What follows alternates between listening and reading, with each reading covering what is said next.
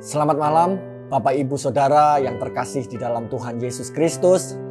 Sekali lagi malam ini kita akan merenungkan kebenaran firman Tuhan dalam Yohanes pasal yang ke-6 ayat yang ke-60 sampai yang ke-66.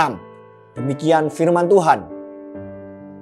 Sesudah mendengar semuanya itu, banyak dari murid-murid Yesus berkata, "Perkataan ini keras. Siapakah yang sanggup mendengarkannya?" Yesus yang di dalam hatinya tahu bahwa murid-muridnya bersungut-sungut tentang hal itu, berkata kepada mereka, "Adakah perkataan itu menggoncangkan imanmu? Dan bagaimanakah jikalau kamu melihat Anak Manusia naik ke tempat di mana ia sebelumnya berada? Rohlah yang memberi hidup, daging sama sekali tidak berguna. Perkataan-perkataan yang kukatakan kepadamu adalah roh dan hidup. Tetapi di antaramu ada yang tidak percaya." Sebab Yesus tahu dari semula siapa yang tidak percaya dan siapa yang akan menyerahkan dia. Lalu ia berkata, "Sebab itu telah kukatakan kepadamu, tidak ada seorang pun dapat datang kepadaku kalau Bapa tidak mengaruniakannya kepadanya." Mulai dari waktu itu banyak murid-muridnya mengundurkan diri dan tidak lagi mengikut dia. Dalam Yohanes pasal yang ke-6, Yesus sedang mengajarkan tentang roti hidup. Dialah roti hidup itu. Yesus menawarkan makan dagingnya dan minum darahnya. Bagi orang Yahudi, minum darah adalah hal yang terlarang. Karena tertulis dalam perjanjian lama, hidup ada di dalam darah. Saat itu banyak orang bertengkar tentang pengajaran Yesus. Mereka mendebat apa yang Yesus sampaikan, termasuk murid-muridnya.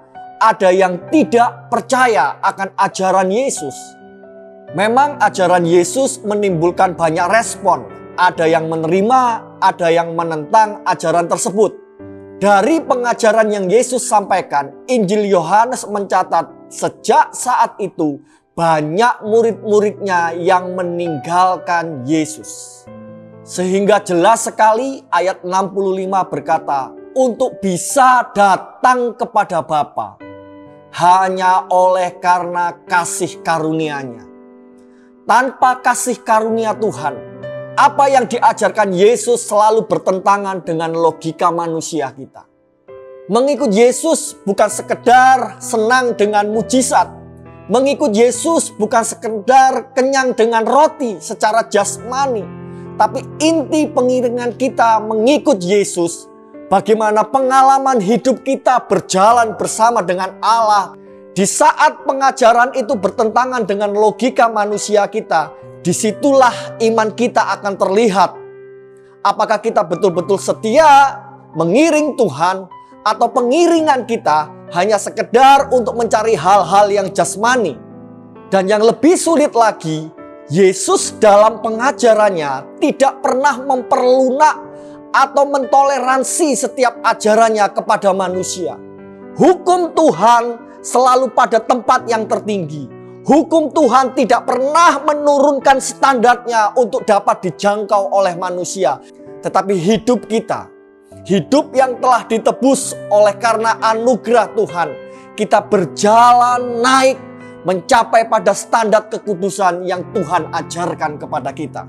Dan Injil Yohanes mencatat banyak orang yang kecewa lalu pergi meninggalkan Yesus.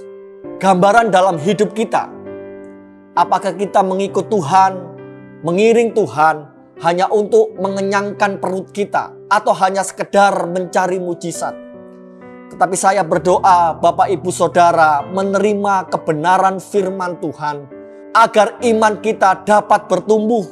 Setiap apa yang Tuhan ajarkan kepada kita, satu tujuannya, menumbuhkan iman kita agar kita lebih sungguh-sungguh dalam mengiring Tuhan.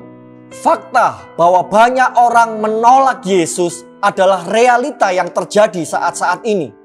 Lebih mudah mengikut arus dunia ketimbang mengikut Yesus dengan ajaran-ajarannya. Hidup Kristiani yang sejati membutuhkan komitmen dan kesetiaan yang akan teruji pada saat-saat sulit seperti sekarang ini. Tapi disinilah letak inti kebenaran firman Tuhan. Ketika kita mengikuti ajaran Tuhan, walaupun itu bertentangan dengan logika manusia kita, tetapi ketika kita setia mengiring Tuhan, justru di dalam kesulitanlah kita sadar kita memerlukan Yesus dalam hidup ini. Mendekat kepada Yesus di dalam kesulitan dibutuhkan kekuatan dan kasih karunia dari Tuhan. Biarlah lewat renungan malam ini, mari Bapak Ibu Saudara kita berdoa kepada Tuhan agar kita diberikan anugerah untuk mendekat kepada Tuhan. Di masa-masa sulit saat ini, kita harus lebih banyak mencari Tuhan. Mari kita merenungkan kebenaran firman Tuhan sebelum kita beristirahat, agar firman itu benar-benar merubah kita dan firman itu menjadi berkat bagi hidup kita. Selamat malam, Tuhan Yesus memberkati. Selamat beristirahat.